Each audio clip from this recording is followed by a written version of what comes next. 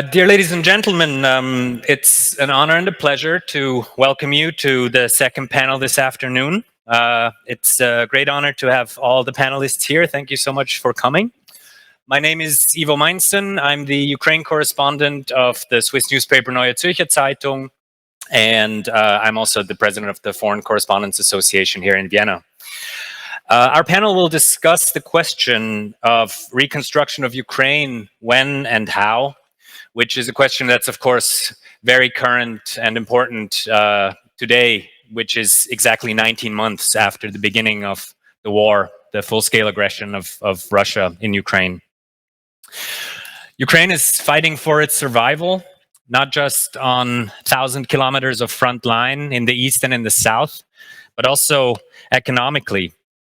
Last year, the Ukraine experienced a dip in its GDP of 1/3, which is the biggest recession in its history, and something that I believe we in Western Europe can't really imagine what that means. This year, if they're lucky, it's going to stagnate. The destruction in the east, the emigration of millions, and the huge military expenditures have made Ukraine quite dependent on foreign aid, and Western partners have stepped up with military, humanitarian, and economic support.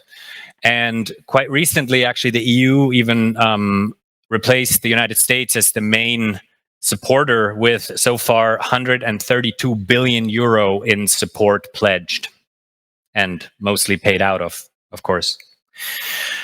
The question of how this money is being used for the reconstruction of Ukraine is becoming increasingly relevant as the war drags on.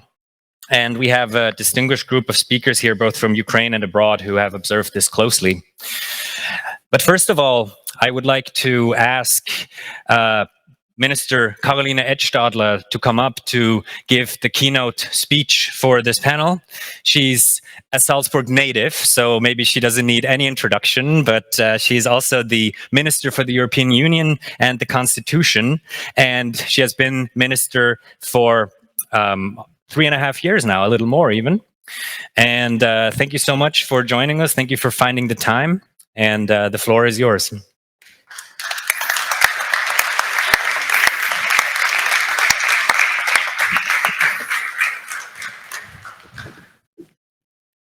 Excellencies, ladies and gentlemen, first and foremost, I would like to say a very warm welcome to my hometown.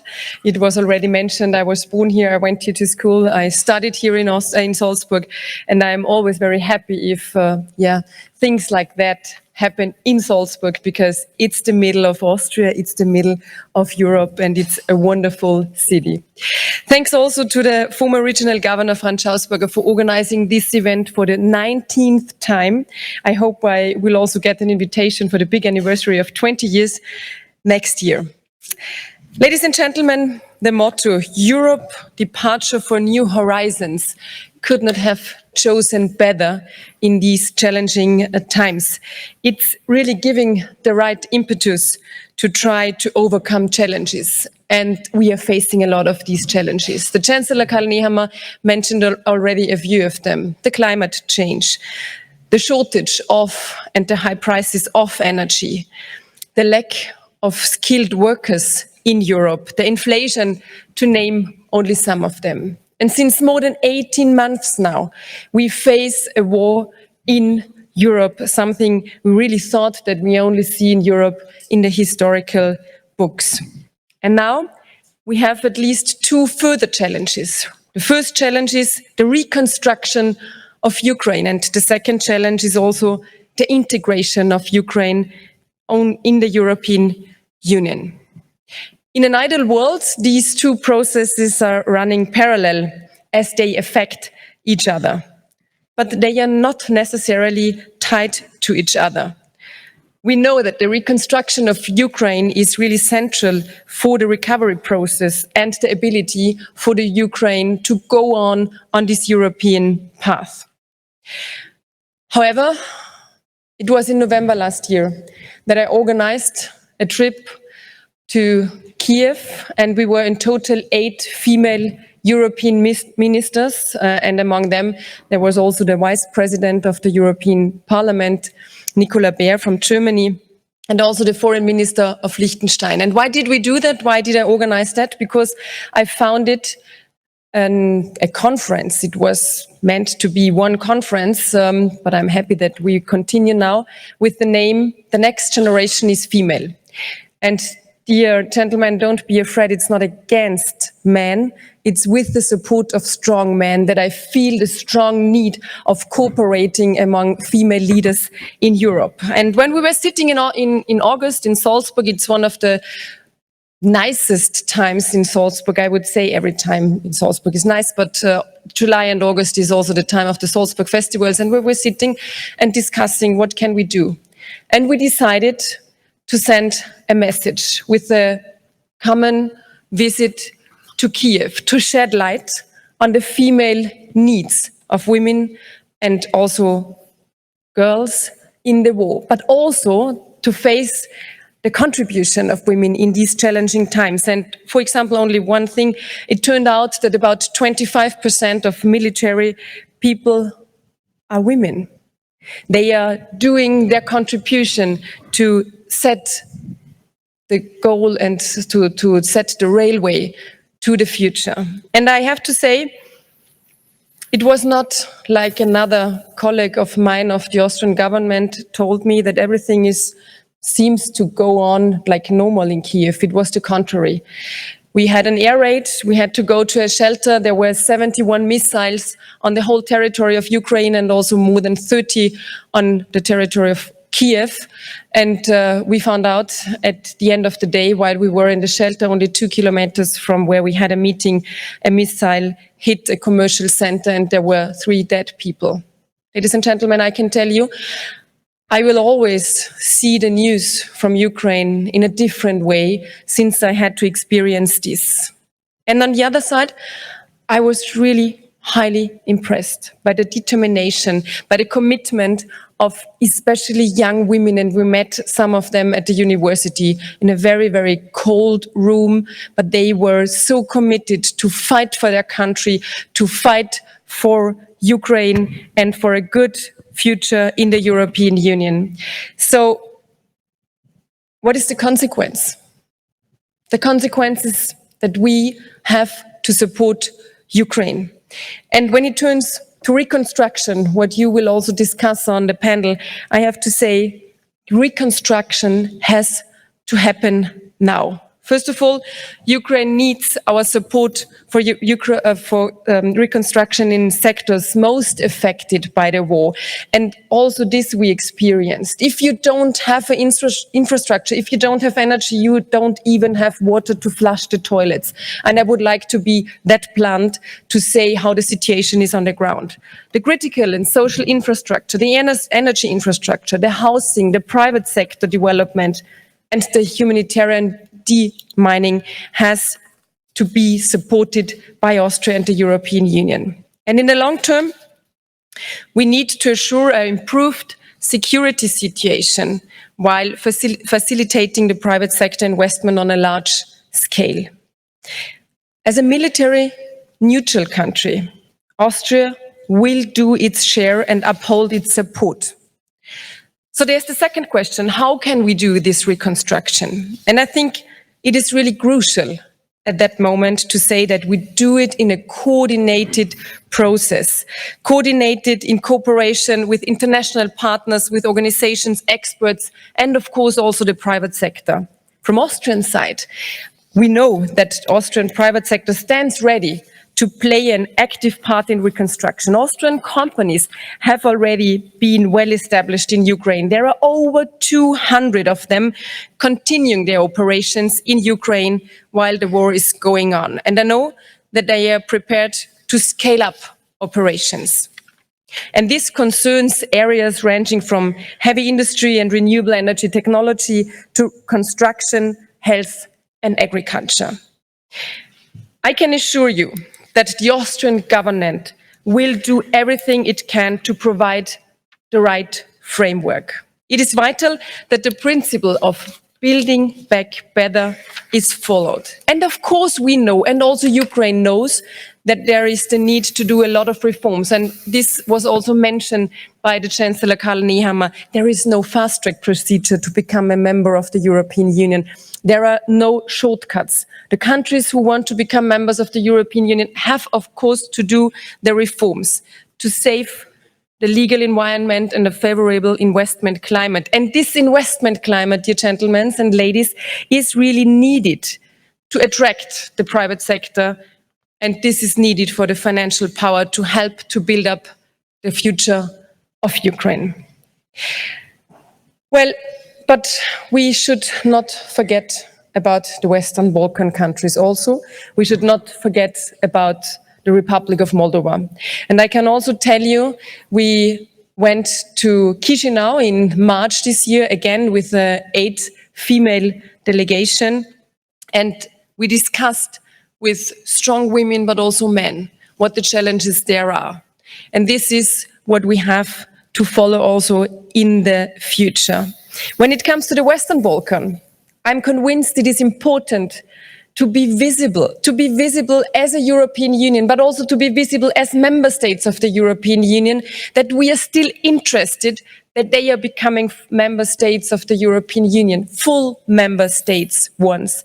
And if there are some offers made to Ukraine to take part in the single market, then I have to say we have to do the same offers for the Western Balkan countries, and being fair in this regard also. And there is one proposal which was made by the Foreign Minister Alexander Schallenberg and me already in May last year, and this is the gradual integration. We should really work step by step with all the countries who want to become member states of the European Union and make visible that they are great efforts done by them already on the way, and it is a long way and it is a bumpy road to the full membership of the European Union. I would like to end by saying, when I say we should be visible in the Western Balkan countries also, then I can tell you the Next Generation is Female has already organized its next trip, and this will go to Bosnia and Herzegovina. We know that there is a lot also going on in this country, and there are problems on the ground, but we have the need to support in our own interest. And this was also mentioned by Karl Nehammer. I can only second what he said. Ladies and gentlemen, let me conclude by saying that it's now the time to join our forces, because we are united around one clear goal. And this is a strong, independent, free and prosperous Ukraine, an even stronger European Union who knows exactly what to do regarding the accession process also for the Western Balkan countries and the Republic of Moldova, a European Union which stands together, a European Union who is listening to the others, also to the member states, and is trying to solve the problems and doing its own homework, especially in regard to the accession process. I would like to end here. I wish you a fruitful discussion on the panel. I wish you good discussions among friends and colleagues. And of course, I wish you a wonderful time in this wonderful city, my hometown, Salzburg. Thank you.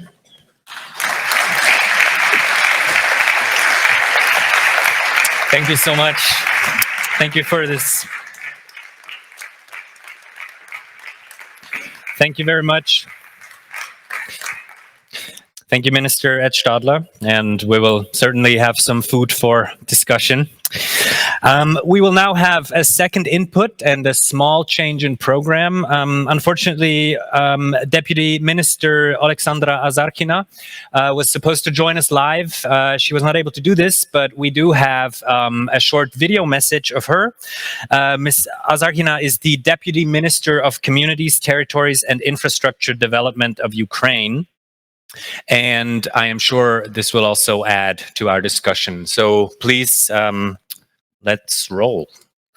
Dear colleagues, partners and friends, thank you very much for having me at the important discussion, Reconstruction of Ukraine, when and how. It's a core question for us, and it's easy to answer it being in Ukraine. Obviously, the reconstruction is a part of our resistance. Obviously, we do need to restore the basic infrastructure.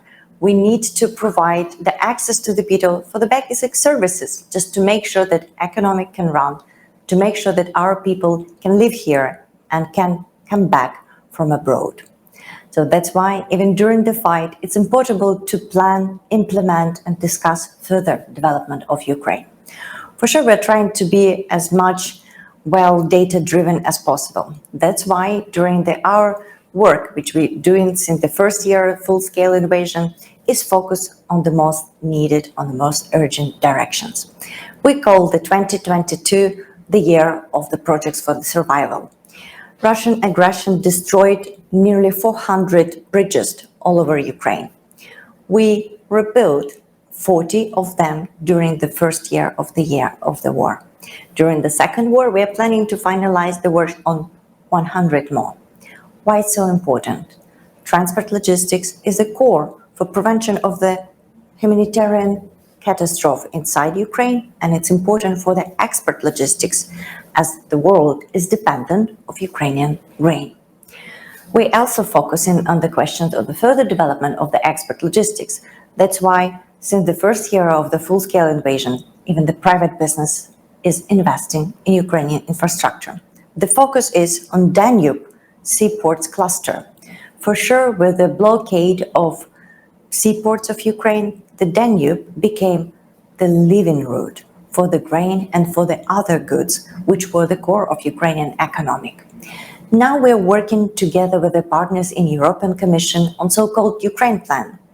We need to focus the possible aid from European Union to the sectors which can give the biggest impact on our economic.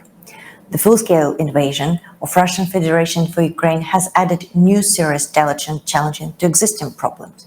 Due to the actions of the enemy, numerous cities and villages in Ukraine already require reconstruction. Currently, the ministry is implementing a comprehensive approach to recovery planning, including not only the Ukraine plan, but also the Ukrainian planning documents, State Regional Development Strategy. It's very important that now we're trying to focus on this document, not because of the war only, but also because of the official status of the candidate to the European Union candidacy. It's challenging, it demands a lot of work from both sides, but we do believe that it's the only way for Ukraine to be a prosperous country, to be a good neighbor for European Union. And yes, we're trying to synchronize all our planning procedures, including the European Union integration, including the process of the restoration with European Union planning documents. That's why we're all aiming to the 2027.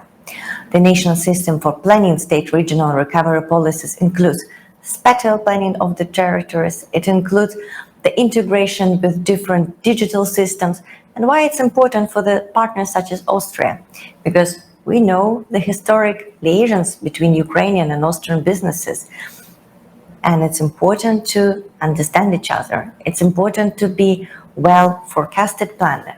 It's important to be understandable. That's why we do want to share our plans with you, and we really believe that your work, not only on the central level, but on the level of the local authorities, on the level of the regional authorities, might be even more interesting and efficient. Thanks to the decentralization reform, our regions can be the right partners for you. Thanks to the updates of the legislation, it's possible to attract the loans by the municipalities directly. It's possible to build PPP projects, and we are supported here by the larger partners, such as IFC. IFC had abandoned the idea of the concession of the seaport of the Chernivtsi right now during the war, and we are planning to launch the tender, the first tender, even this year. But we can go deeper. As I started with the analysis of the basic services, which includes utilities, energy transportation, energy generation, water supply, waste management, all those directions require the participation of the private sector. Without the proper reforms, it's impossible to make this sphere interesting for the privates. But we do believe that with the support of the partners, with a strong commitment to the EU integration process, it's possible. And it's very promising, because now, even with all risk, Ukraine is a land of opportunities.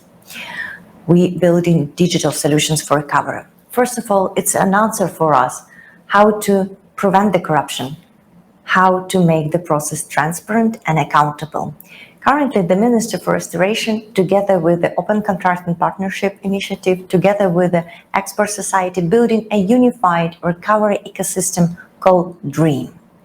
DREAM is already available. You can go by the dream.go.ua and find the projects which are already available and looking for the partners. But it's more importantly that with this system, we're changing the approach of the project's planning, money allocation, and competition. It's a direct dialogue between the communities and the partners. It's a direct dialogue for the businesses as well. Also, one of the key components of the ecosystem is the geographic information system for the regional development. The system will allow us to monitor the situations in the regions and to make sure that our tools to support the regional development will be well balanced, will be independent. We have much more to tell. We have many digital solutions. Ukraine is famous for that. We're building equal system, equal rules to make sure that partners can trust Ukrainian system. At the same time, we do believe that the real work already can be done on the local, regional, and central level.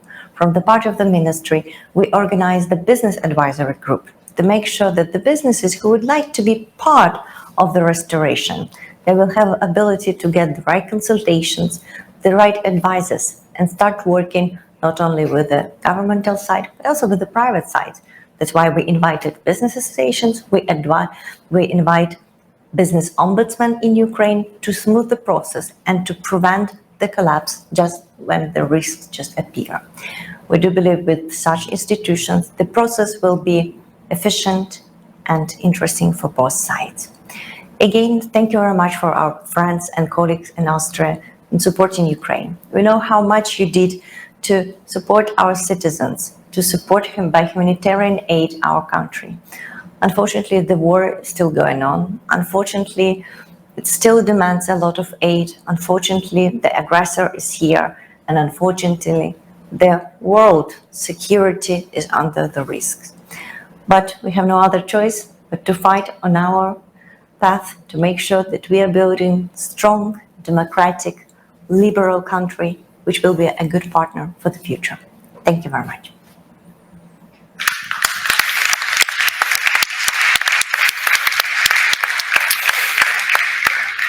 Yes, so hopefully our digital greetings will arrive in Kyiv. Thank you also from the panel to Vice Minister Azarkhina. I'm now very pleased to introduce the people who are sitting up here on the stage with me, and I will start all the way to my right with Jean-Erik De Zagon. He has been the representative of the European Investment Bank in Ukraine since 2018. Between 2000 and 2009, he worked at the EIB's Capital Market Department, where he was in charge of euro-denominated debt issuances. Well, yeah, that's a big word to say. In 2009, he became the head of the portfolio management division of the bank. So a man with a lot of experience in financing and in Ukraine. Thank you for coming here. To my right is Mariin Ratnik, the Undersecretary for Economic and Development Affairs at the Estonian Ministry of Foreign Affairs. She is the coordinator for Reconstruction in Ukraine as well of her country. And Undersecretary Ratnik has worked at the ministry since 2008, has been an ambassador in various countries, among them also at the Organization for Security and Cooperation in Vienna. And between 2017 and 19, you were also the Prime Minister's advisor of Foreign Affairs. Thank you very much for coming. To my left, we have Erika Kuročkina, the Vice Minister of Economy and Innovation of the Republic of Lithuania since April 2023. You are in charge of the defense industry, innovation policy, promoting digitalization reforms in a number of sectors, including public procurement. And before your current post, you were also an advisor to the same ministry and engaged in EU projects for the city of Vilnius. So also a lot of practical experience dealing with Eastern and Western institutions. Harald Riener, our Austrian member of the panel, is a member of the board of the Vienna Insurance Group, the industry leader in Central and Eastern Europe. He has worked in Vienna and various countries of the region, including in Romania and as the CEO of the company in Croatia. Currently the head of the region North, which includes Ukraine, and where the company has been present since 2004. Thank you very much for coming. And last but not least, Dr. Serhii Bostan. He is a member of the City Council of Chernivtsi or Chernivtsi, depending on which name you prefer. And he heads the Department of Economic Development. He's an expert in management, investment attraction, and international relations, and also holds a PhD in political sciences. Mr. Bostan also has a lot of experience working with Western institutions, not least as a project manager of the Deutsche Gesellschaft for International Cooperation. Thank you all for being here, and maybe a quick applause would be nice.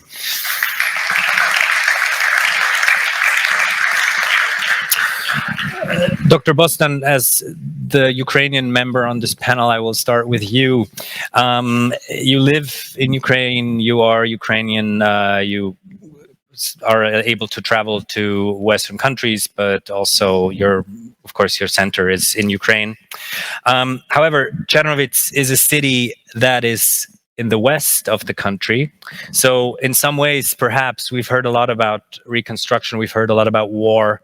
You're a city councillor in a city that is maybe differently affected by this war. So I was wondering, how is this city affected? And also, to what extent are the terms in which we discuss reconstruction, in what way are they actually applicable to your city?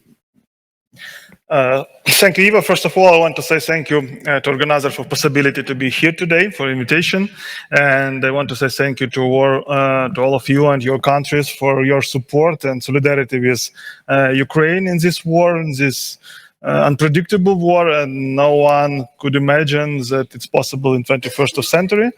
But what about your question, of course? So when we're discussing the issue about recovery and reconstruction of Ukraine, so it should be in parallel with military action because the war is not over, so it continues. And unfortunately, in this moment, also in Ukraine died people, and the Russian rockets attacking our cities and civil objects. But we should discuss it, and it should be one, I think so, in my opinion, one strategy about recovery of Ukraine.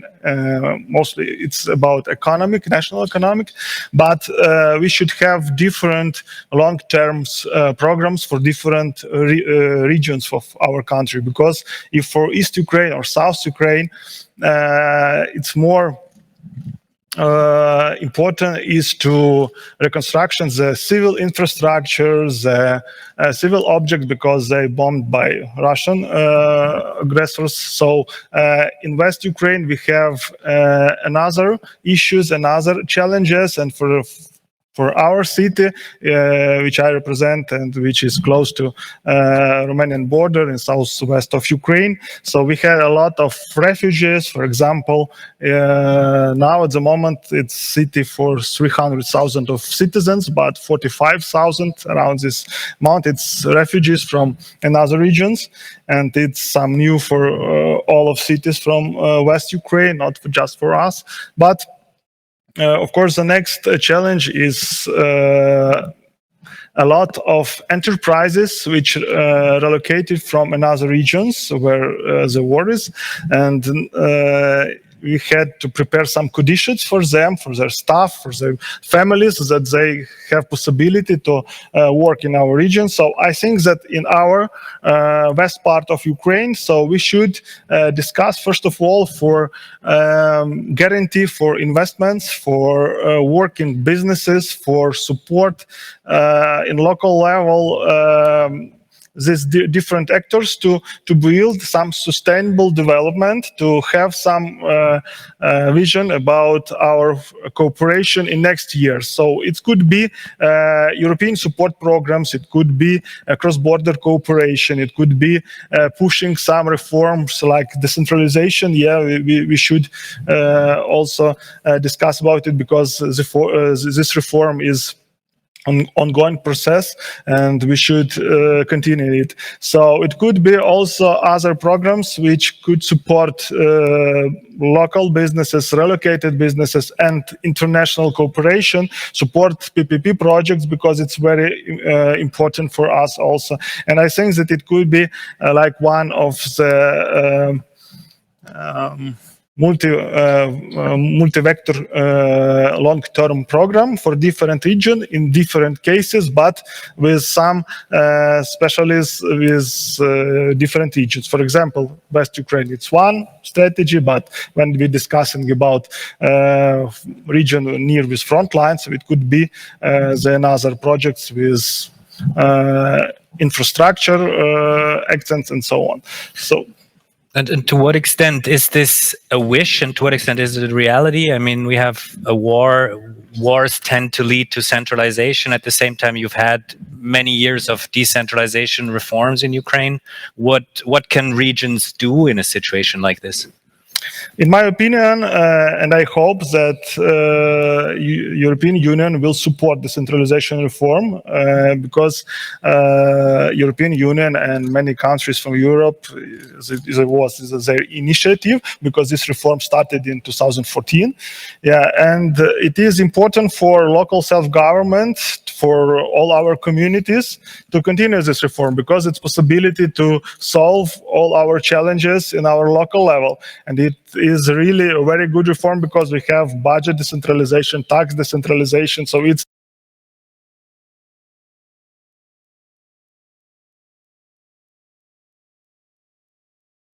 one of the main principles also in European Union. So I hope that it could be, but like you say, it's not too easy in a country when it's a war, when central power should know what is the real situation in every region and control all directions for managing the very important way for development the country. So, but I hope that decentralization processes will continue. Mariin Ratnik, you are the Ukraine coordinator of Estonia. Of course, you're very closely involved in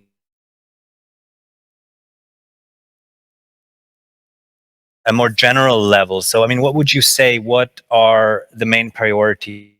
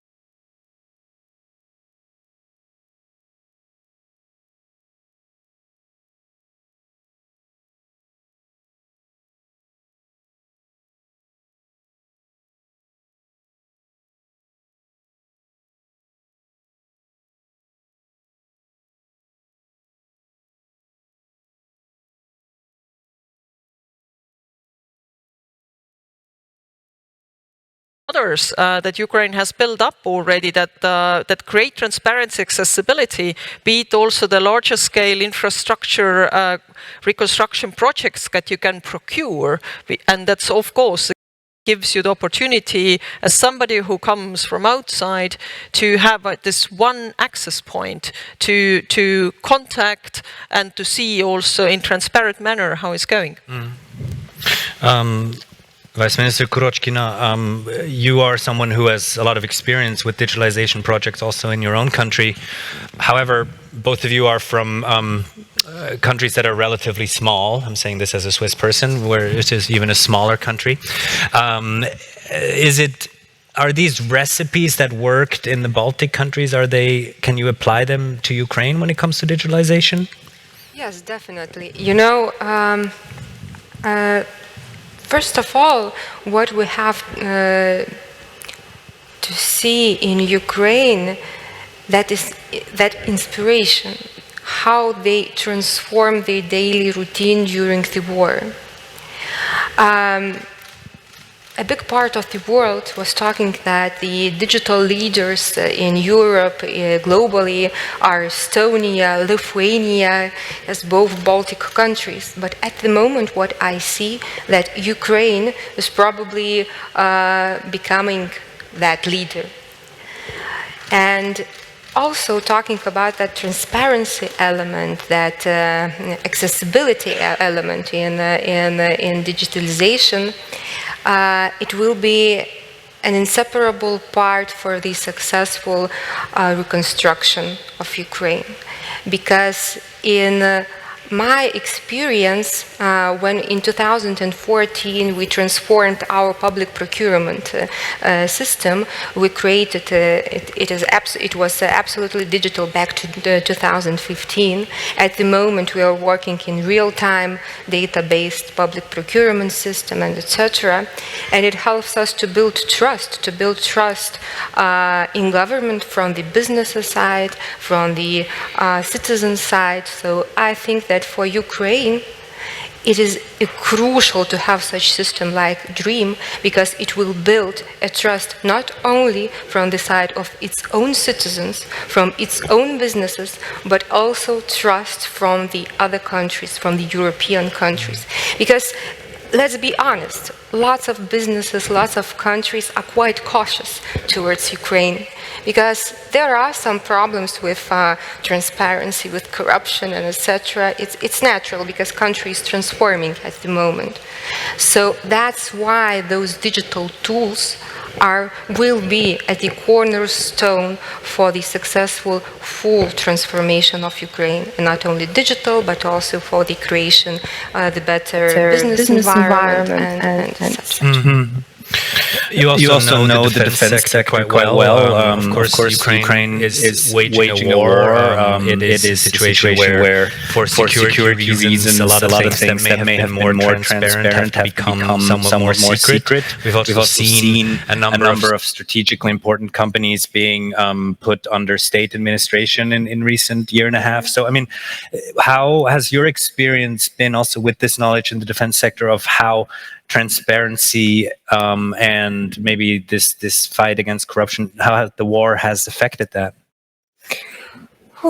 You know, it's quite a difficult question, because probably a war in Ukraine showed that the concept of the war has changed in general. Because if we will see, for example, First or Second Cold War, everything was based on, stockpiles, ammunition, and etc. Yes, it is necessary at the moment. But what we see in Ukraine, that technological changes, technological advancements, defense innovations, they helped Ukrainian soldiers to be smarter, to be faster, with the help of digital tools to react faster in their on the front lines. So, you know, such digital tools like artificial intelligence, various data-based decisions in cybersecurity, they help to be more advanced in the front line. So probably That's what I can say from the defense perspective. Mr. De Zagon, I would like to address you as the representative of the European Investment Bank. I believe, hope this number is right, it might not be, but your bank already has investments of over 8 billion in Ukraine, a lot of it in traffic projects, a lot of it also in energy, of course, two of the priorities that we've already talked about. Is this the priorities that you see also going forward in the future?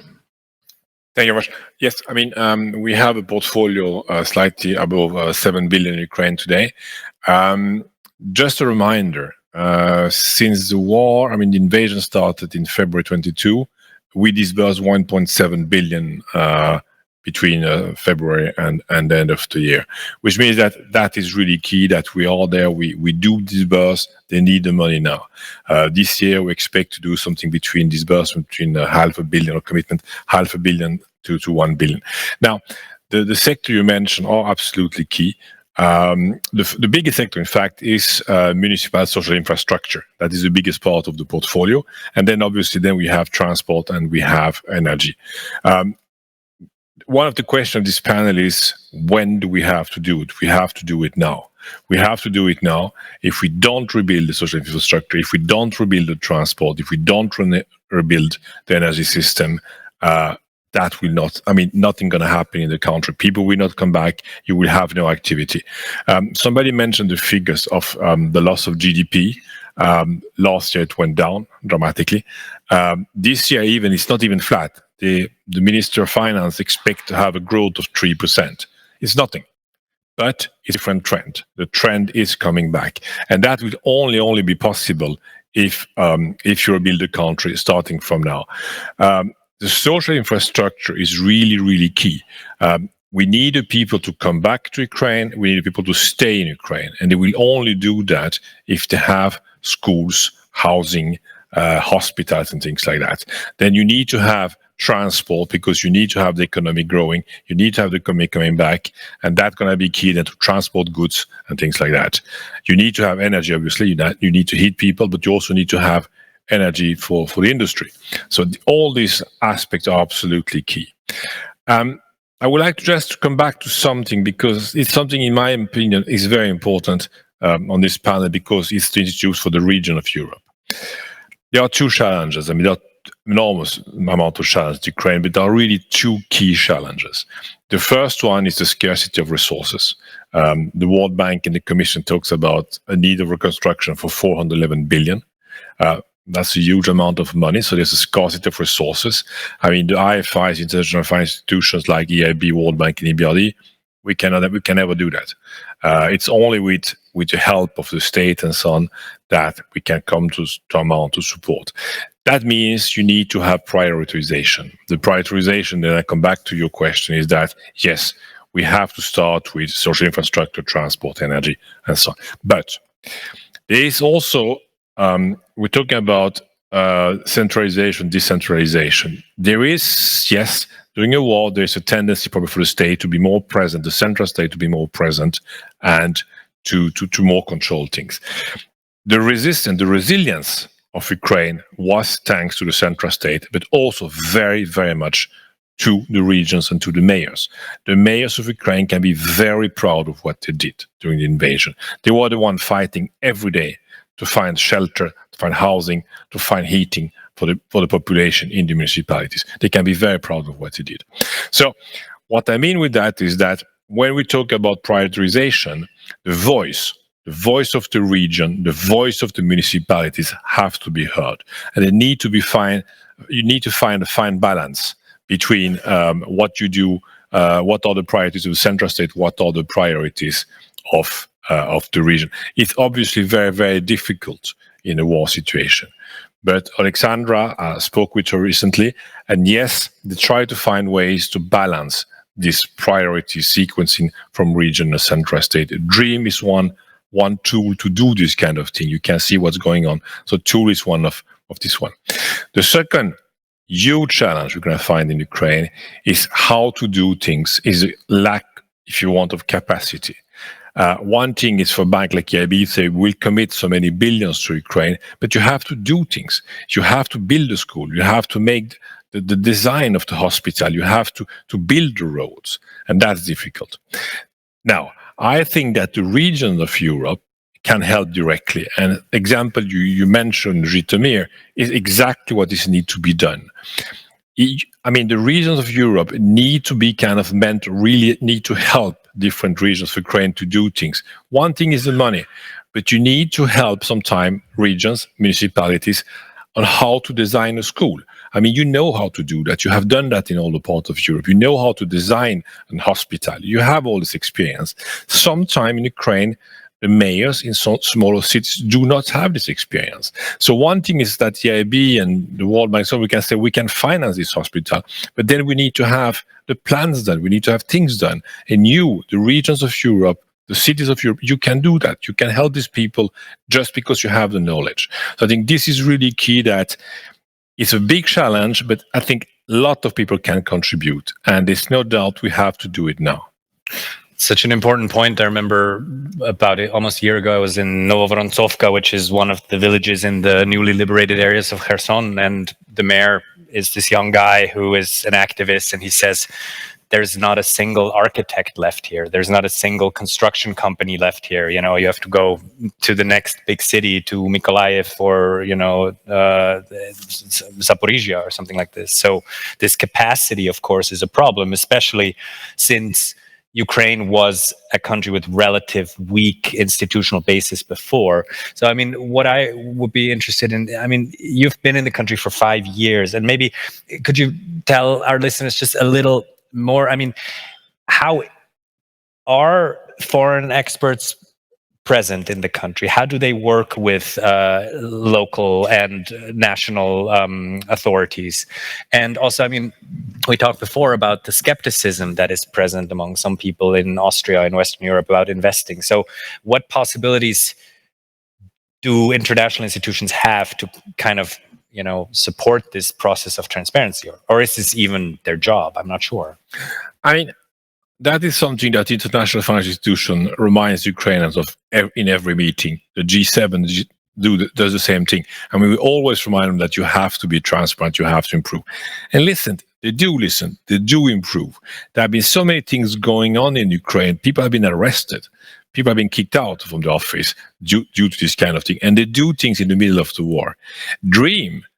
I mean, do we have that in most of the Western countries? We don't. Can we follow a project on how a school can be built, a whole road can be built in the West, in the countries in Western Europe? We don't.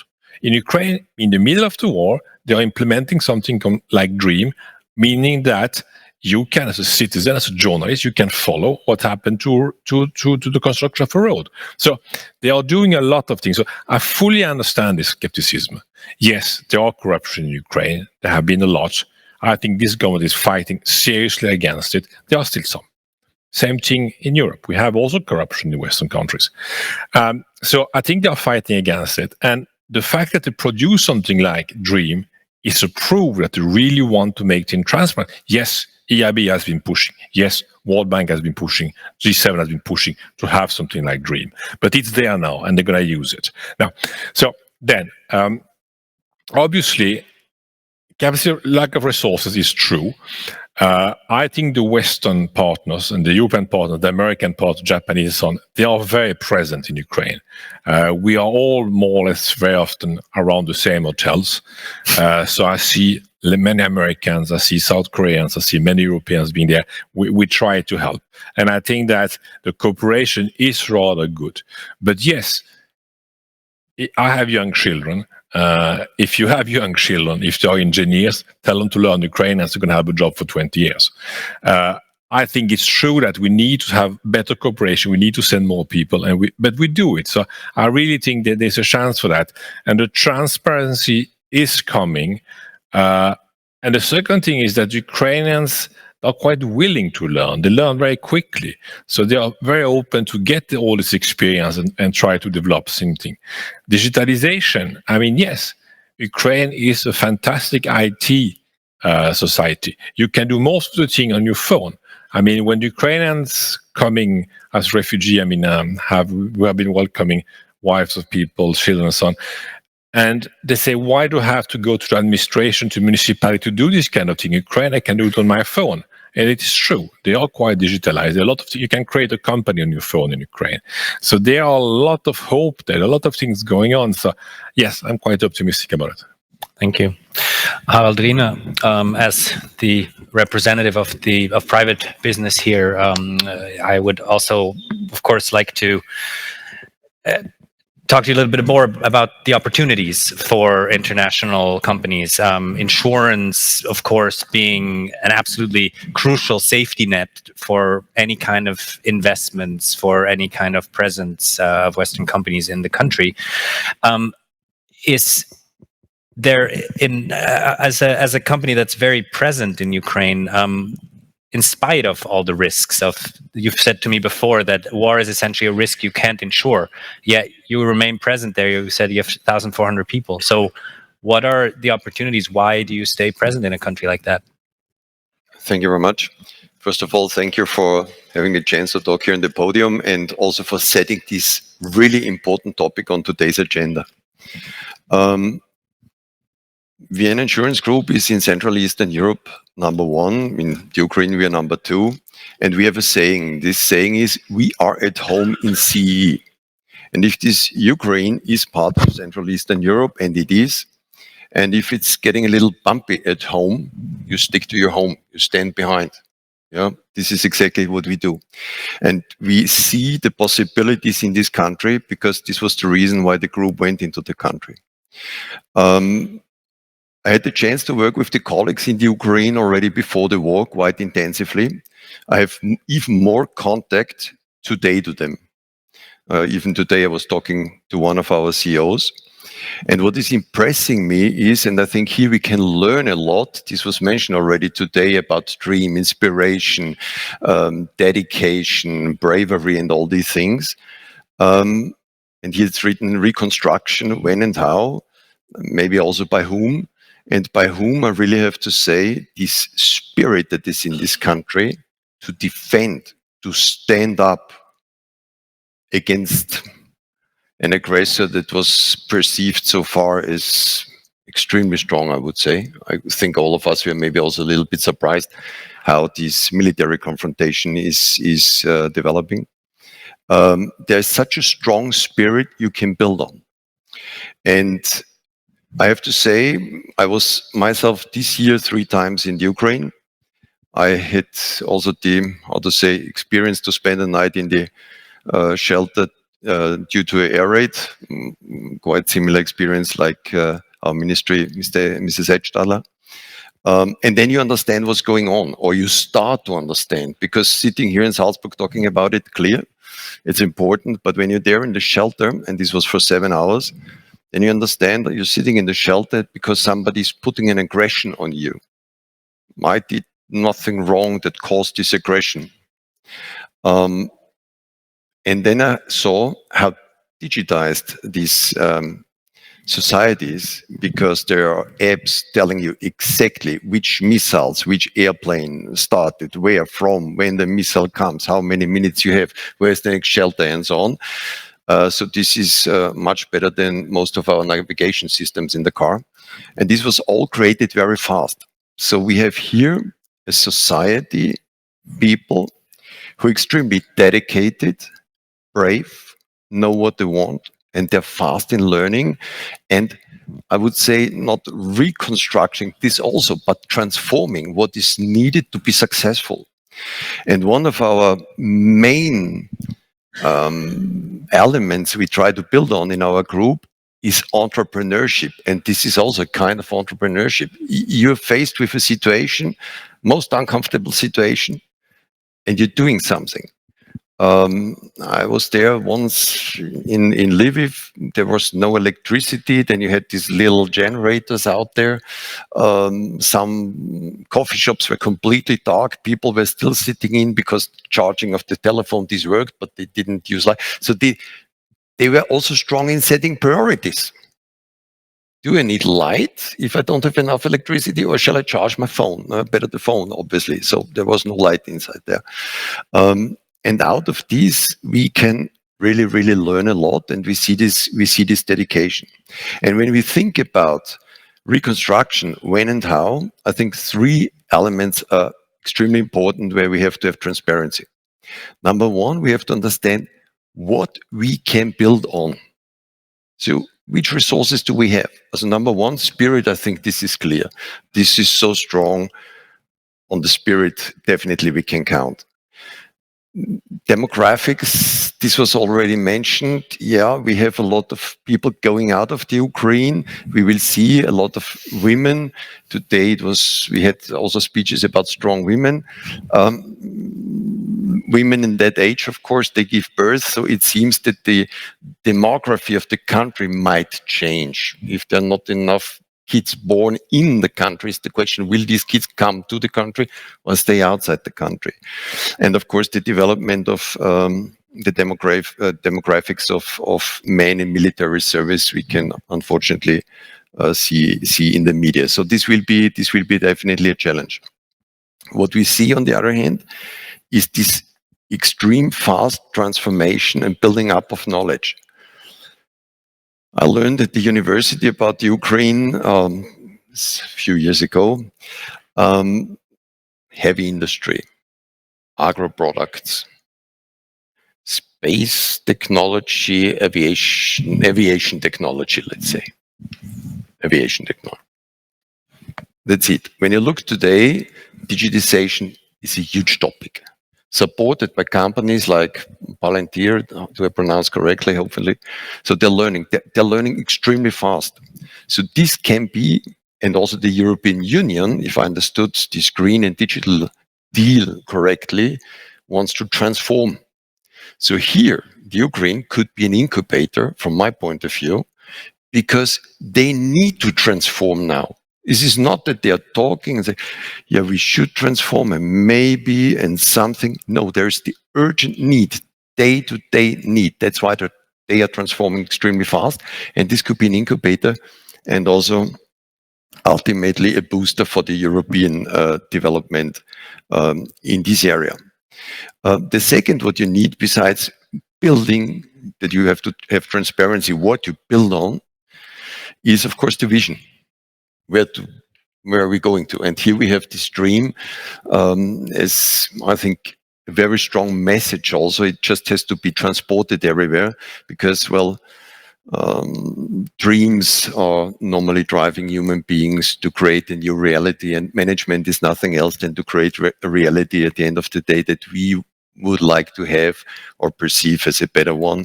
So I think this topic is also clear. And then it comes to the resources. This is point number 3. And resources, we were talking about demographics.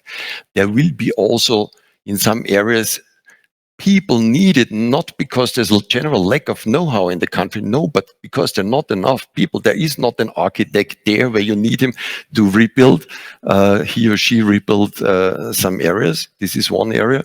And obviously, also financial resources will be needed. We are in the middle of the process, and I think here a big part of the international community is already very, very dedicated. When you ask me about private sector, for the private sector, I think one more element, unfortunately, will be key. And this is safety, security. This means, I call it now peace, however that might look like. Because private companies normally don't have the tendency to invest into unsecure surroundings. The second, when you think about production, and this is different to infrastructure, when you think about production, normally production facilities are insured.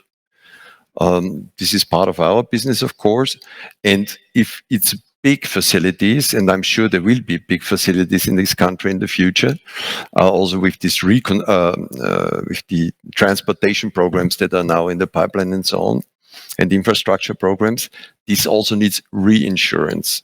And reinsurance market normally in war zones is rather dry.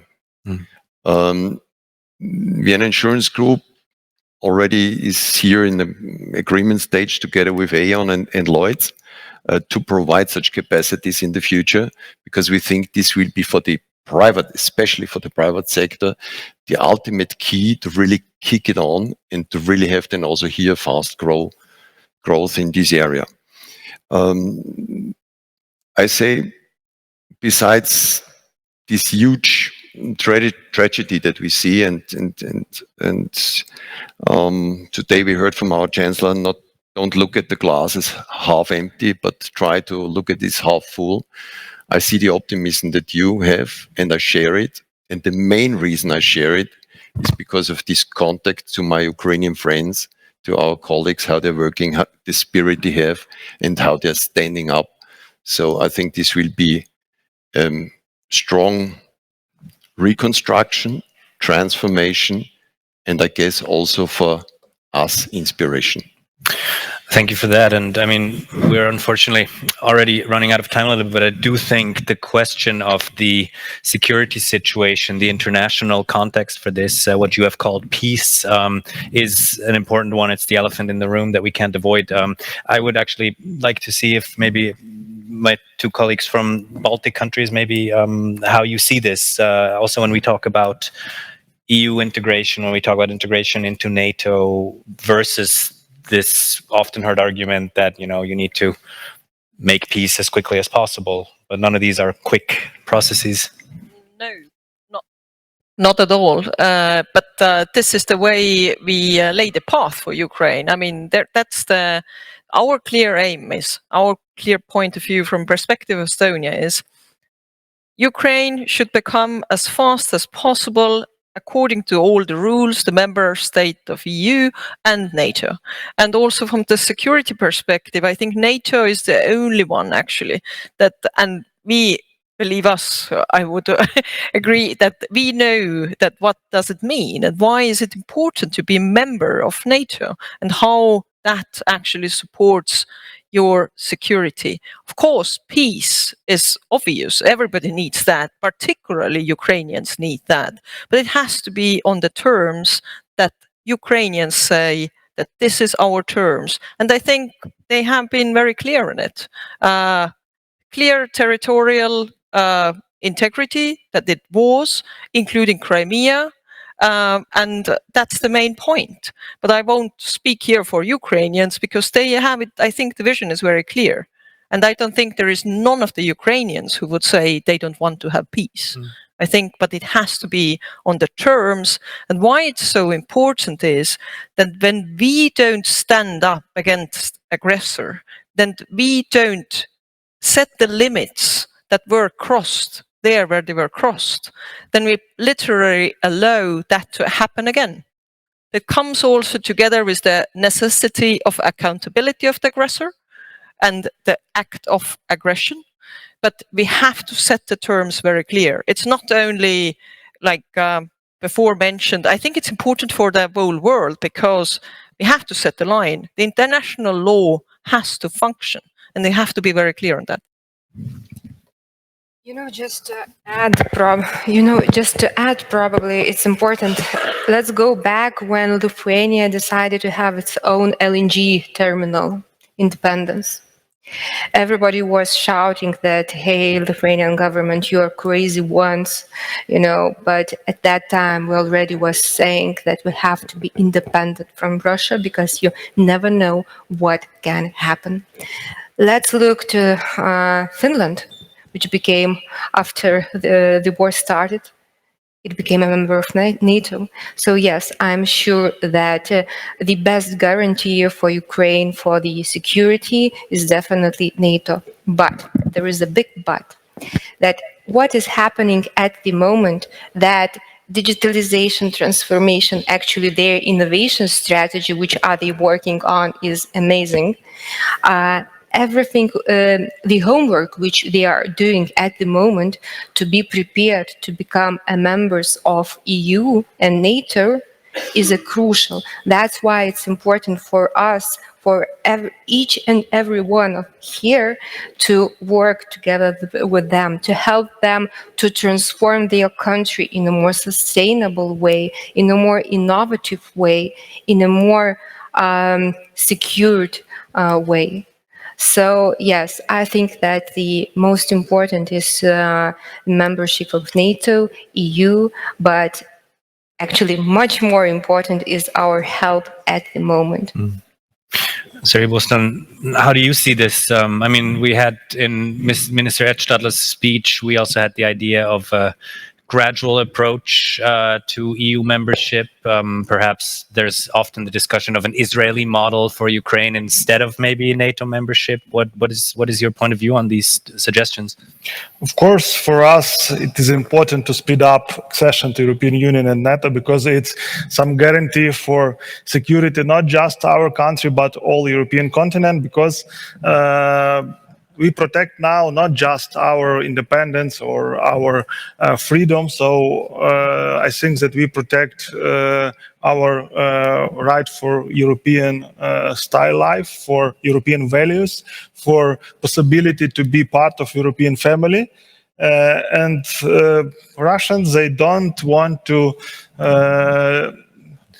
do that it will be possible. So they don't stop in Ukraine. So they have plans to go further in other countries. So it could be a big problem, not just for us, but for all European countries, that we should win now. So we don't, I think that like Ukrainians and other European countries don't want to have some temporary peace. Yeah, because they want to have some time for preparing new army and starting new war. So we should win now and do all the best that they will never want to start a new war with any European country again.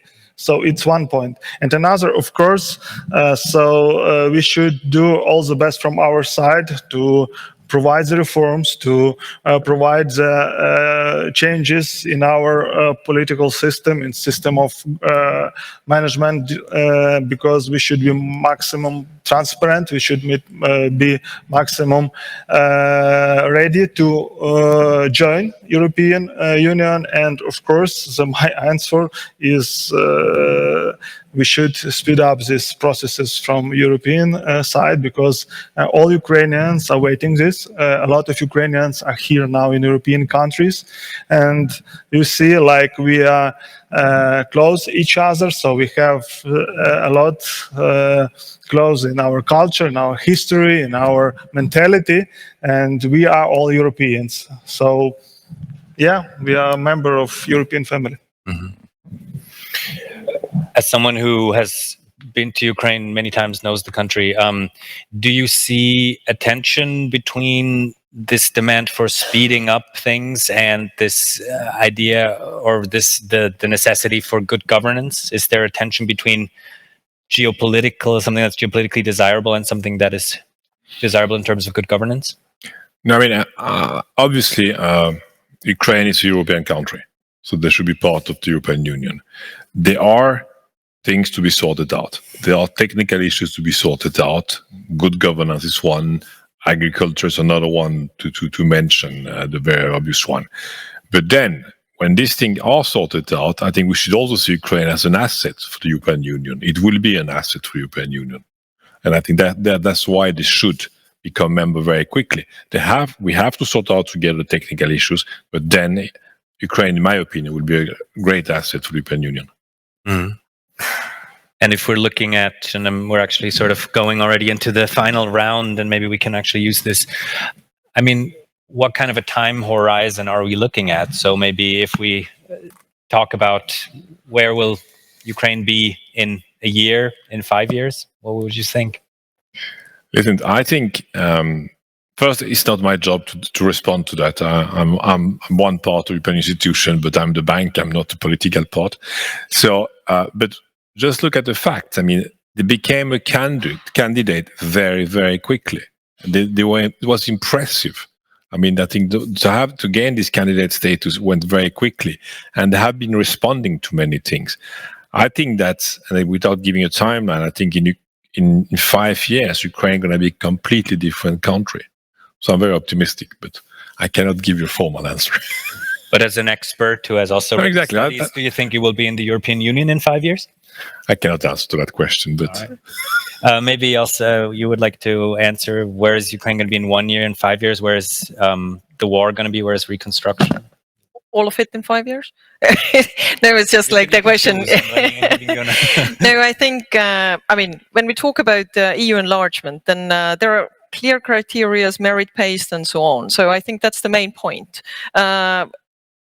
Looking into Ukraine current progression in the recovery, in innovation, in doing reforms, I mean, it's very fast.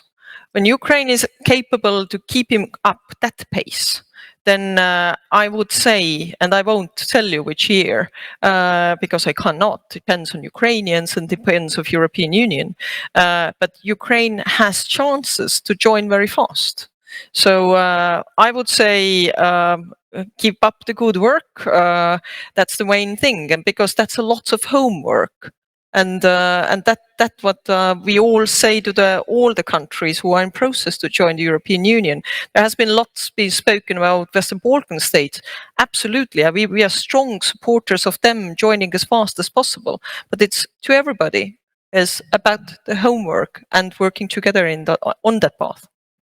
And the Baltic countries are not the ones who are the most skeptical, certainly, when it comes to Ukraine.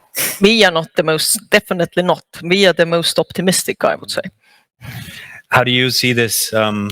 Is this realistic? And how happy are you with the political will within the European Union, maybe also to speed this up? You know, I don't want to make a comments about the political will, but I think that we will be surprised how fast Ukraine will be prepared to the European Union.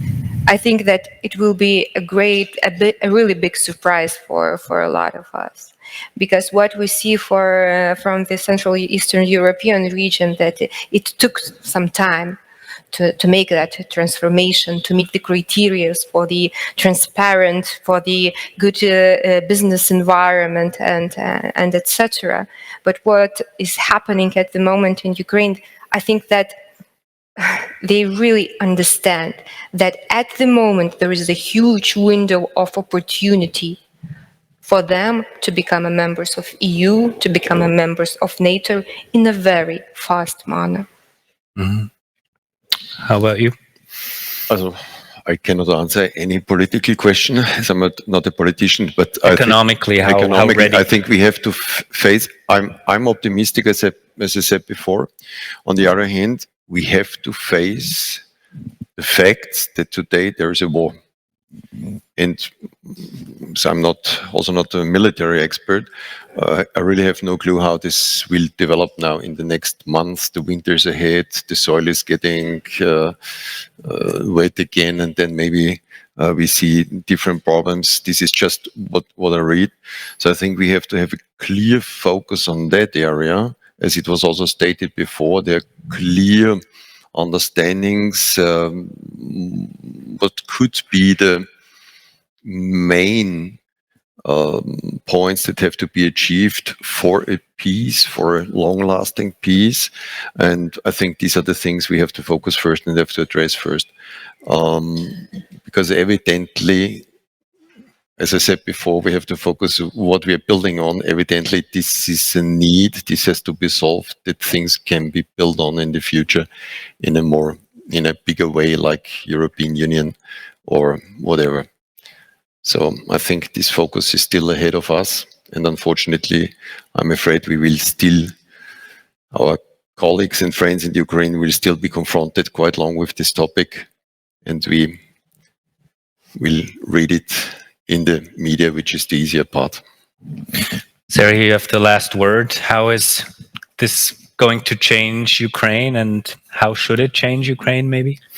Ivo, you started this discussion and said that I am a lone Ukrainian here in this panel discussion, but I want to say that it's much easier to know that near with you sitting colleagues which are a little bit Ukrainians in their hearts. So thank you so much for your support and your words. And I want to say that we want peace, and we want to have victory, and we want, of course, to be part of European Union. And we hope that European Union find solutions and have understanding how to do it quickly and in close future. Well, I think we all hope this, and thank you very much to my panelists.